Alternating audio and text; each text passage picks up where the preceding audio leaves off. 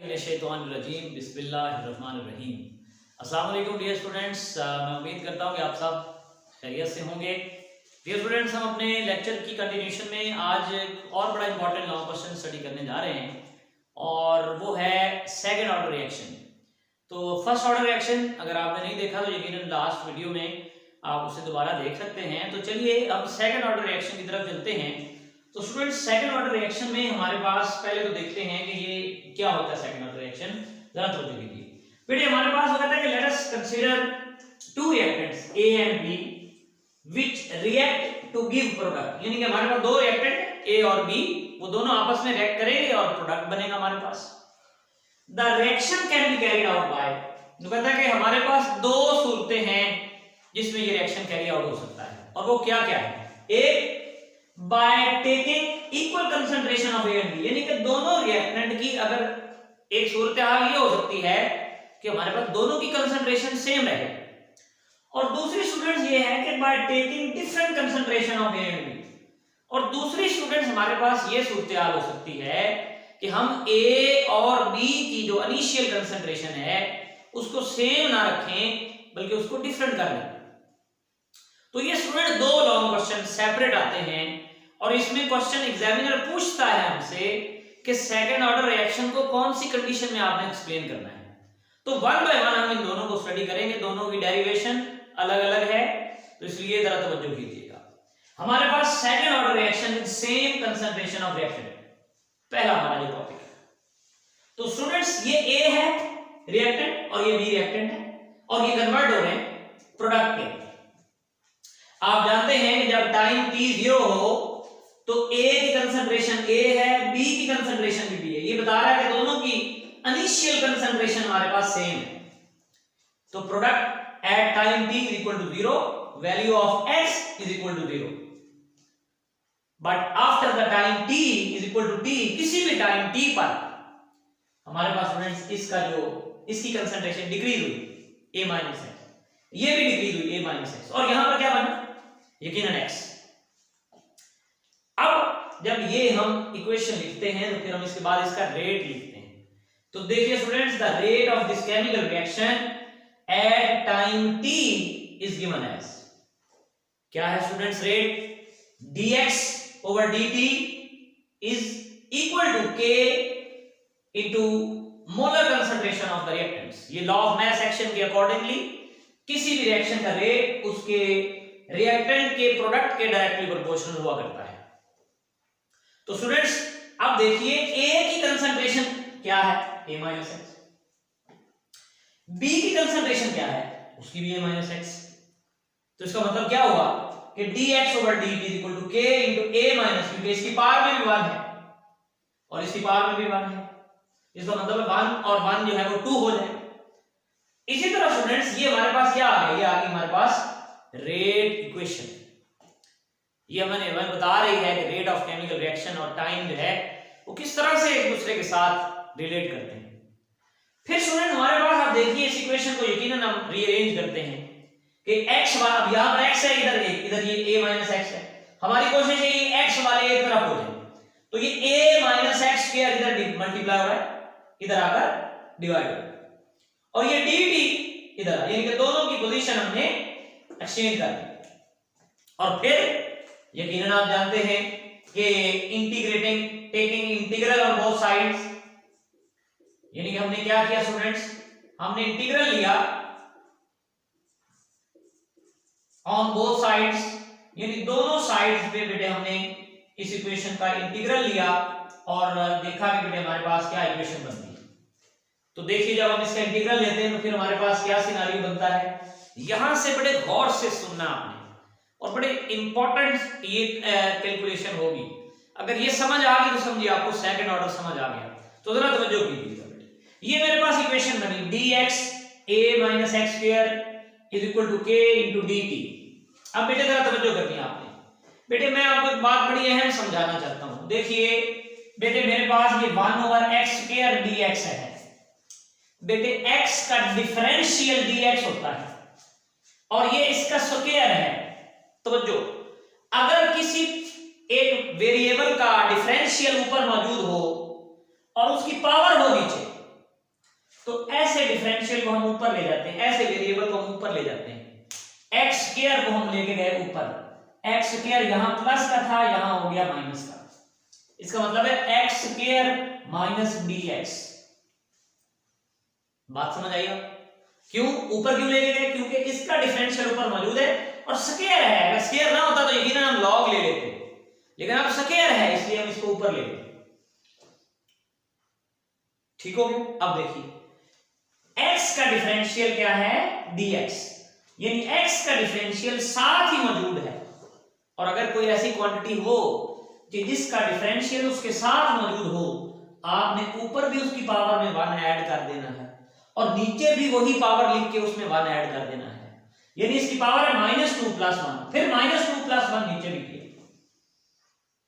बात आपको क्लियर होगी? दोबारा देखिए कि ये x स्क्वायर है, इसका डिफरेंशियल ऊपर मौजूद है, हम x स्क्वायर ऊपर ले गए, x की -2 हो गई। हमने कहा कि इसका डिफरेंशियल साथ मौजूद है, तो इंटीग्रेशन का रूल ये कहता है कि इसकी पावर में ऊपर भी 1 प्लस कीजिए, नीचे भी 1 प्लस कीजिए। अब आगे सॉल्व करें, ऊपर x -1 आया, नीचे -x आया, -1 ऊपर चला गया और x जब नीचे आया तो वो प्लस का हो गया। तो इसी बात को, इसी कंसेप्ट को स्टूडेंट्स हम यहां पे अप्लाई करेंगे। बेटे बात ये है कि x a का डिफरेंशियल, ये तो कांस्टेंट 0 होता है, -x का डिफरेंशियल होता है -dx। यानी अगर ऊपर भी माइनस हो जाए तो इसका मतलब है इसका डिफरेंशियल ऊपर मौजूद है। तो इसलिए हमने क्या किया, इसको -1 से मल्टीप्लाई कर दिया। क्यों? ताकि इसका डिफरेंशियल ऊपर बन जाए। x का डिफरेंशियल -dx, तो इसका मतलब है हम इसको ऊपर लेके चले गए, a - x रेज्ड पावर, ये प्लस का 2 था, ऊपर जाकर माइनस का 2 हो गया। और बाकी जो है वो साथ बेटे इक्वेशन जो है वो वैसे ही चलती आ रही है कि dt। ये देखिए, अब स्टूडेंट देखिए, इसका मतलब है इसका डिफरेंशियल ये है, इसका ये डिफरेंशियल है। क्यों? a का 0 और x का -dx। इसका मतलब है जब किसी वेरिएबल का डिफरेंशियल उसके साथ मौजूद हो तो हम उसकी पावर में ऊपर भी 1 प्लस कर देते हैं, नीचे भी 1 प्लस कर देते हैं। तो इसका मतलब है -2 + 1 = kt + c। ये लास्ट टाइम भी ऐसे ही था। अब देखिए स्टूडेंट्स, ये माइनस का साइन एज इट आ गया, a - x रेज़ पावर -1 और ये -1। अब देखिए बेटे, ये a - x नीचे आया तो ये प्लस का हो गया, a - x की पावर -1 थी, ये नीचे आई बेटे, ये a - x, तो ये सारा प्लस का हो गया। अब ये -1 ऊपर गया, -1, और ये जो माइनस पहले था वो माइनस प्लस हो गया, तो ये 1/a - x = kt + c। अब आपने c की वैल्यू पुट करनी होती है, यकीनन आप जानते हैं हम इसके बाद c की वैल्यू कैलकुलेट करते हैं स्टूडेंट्स। तो c की वैल्यू कैसे कैलकुलेट करते हैं? By putting the boundary value, और वो क्या होती है? x 0 और t भी 0। तो जब यहां x 0 पुट करेंगे तो बेटे ये 1/a बच जाएगा, यहां t 0 पुट करेंगे तो ये 0 हो जाएगा, तो c किसके इक्वल आएगा? 1/a। So putting the value of c in equation 2, इस इक्वेशन में बेटे a/a - x = kt plus c की जगह हमने 1/a पुट कर दिया। अब हमने कहा स्टूडेंट ये क्या है? This is equation of straight line in intercept form.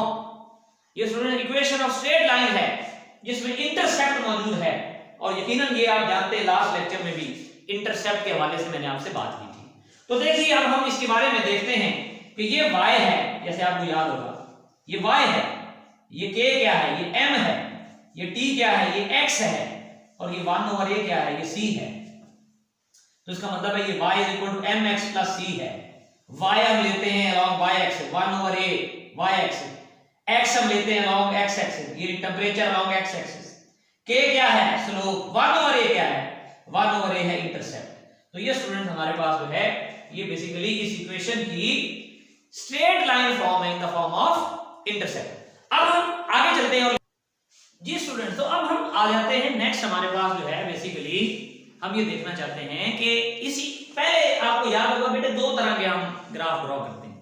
एक ग्राफ हम ड्रॉ करते हैं इंटरसेप्ट फॉर्म में कि जिसमें y = mx + c होता है, और फिर जो ये इक्वेशन हम इसको रीअरेंज किया करते हैं और रीअरेंज करके हमें इसकी एक और फॉर्म हासिल होती है, और वो विदाउट इंटरसेप्ट होती है। वो इक्वेशन होती है जिसमें ओरिजिन से लाइन पास होती है, स्ट्रेट लाइन फ्रॉम ओरिजिन। तो इसका मतलब है हम दो बातें ध्यान में रखिए, एक इंटरसेप्ट फॉर्म और एक y is equal to mx plus c वाली फॉर्म। तो स्टूडेंट्स बेटे इस इक्वेशन को, ये जो आपके सामने ये मैंने ड्राइव की है, इस इक्वेशन को हम रीअरेंज करेंगे, ताकि आप देखिए मैंने लिखा है कि rearranging this equation to get the equation of the straight line in the form of y is equal to mx। यानी ये दो फॉर्म होती हैं स्ट्रेट लाइन की, कौन कौन सी? एक y is equal to mx plus c, इसमें ये लाइन स्ट्रेट लाइन होती है लेकिन उसका कोई ना कोई इंटरसेप्ट होता है, यानी वो ओरिजिन से पास नहीं होती।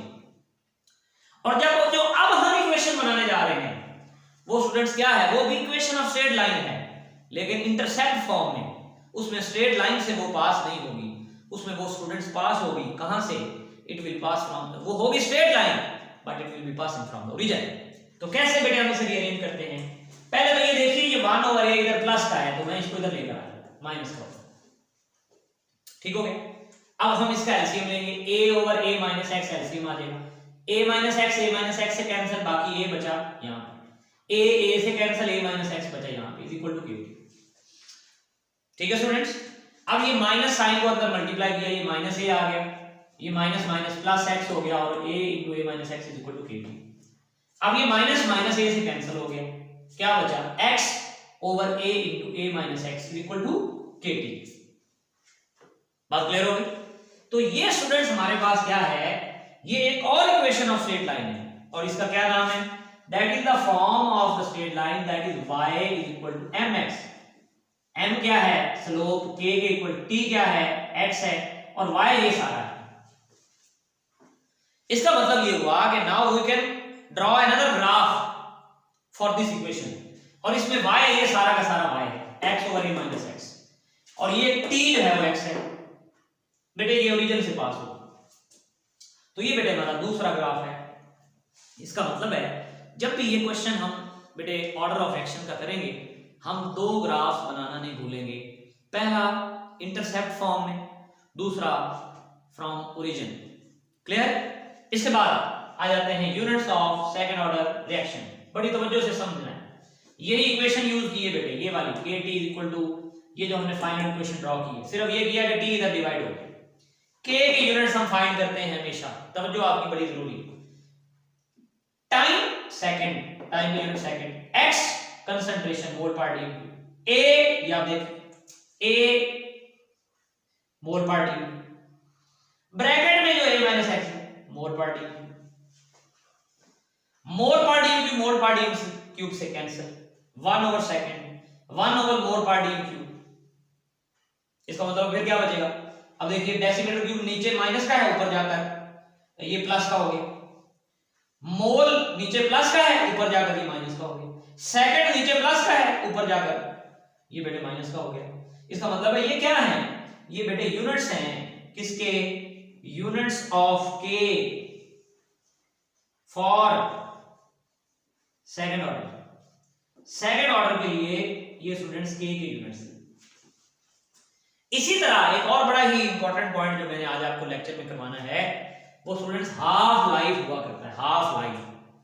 अब जरा तवज्जो कीजिए, हाफ लाइफ के लिए हमें t की वैल्यू चाहिए, k इधर आ गया, बाकी यही इक्वेशन यूज कर रहे हैं x over a minus x. अब देखिए स्टूडेंट्स, जब हाफ लाइफ हम फाइंड करेंगे तो दो चीजें ध्यान में रखनी। हम क्या करेंगे, हम t नहीं लिखेंगे, t बराबर किसके होगा? t will be equal to 1 by t, और x नहीं लिखेंगे हम, x will be equal to a by 2। अब जरा देखिए, जहां जहां x है वहां वहां उसकी कंसंट्रेशन को हाफ कर देंगे, a बाय 2 कर देंगे।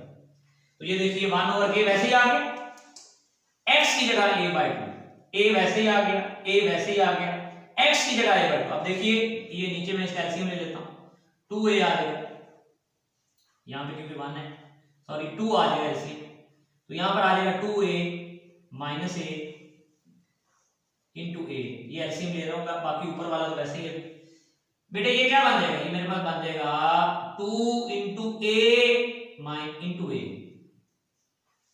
ठीक हो गया स्टूडेंट्स। अब देखिए हमारे पास बेटे क्या बचेगी, ये क्या बन गया, ये बन गया a square by 2, a square by 2। अब इसका मतलब है इधर है a बाय 2 और नीचे क्या है ए स्क्वायर बाय 2। इसको मैं इस तरह लिख लेता हूं 2 ओवर ए स्क्वायर, ये 2 2 से कट गया, ए स्क्वायर से कट गया, इसका मतलब है 1 ओवर ए आंसर है। तो मेरे पास जो सेकंड ऑर्डर की हाफ लाइफ होगी students, that will be equal to 1 over k ए।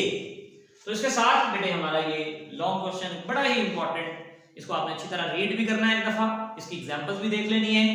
इस तरह से हमारा ये लॉन्ग क्वेश्चन मुकम्मल हुआ। नेक्स्ट लेक्चर तक इजाजत दीजिए, अल्लाह हाफिज़।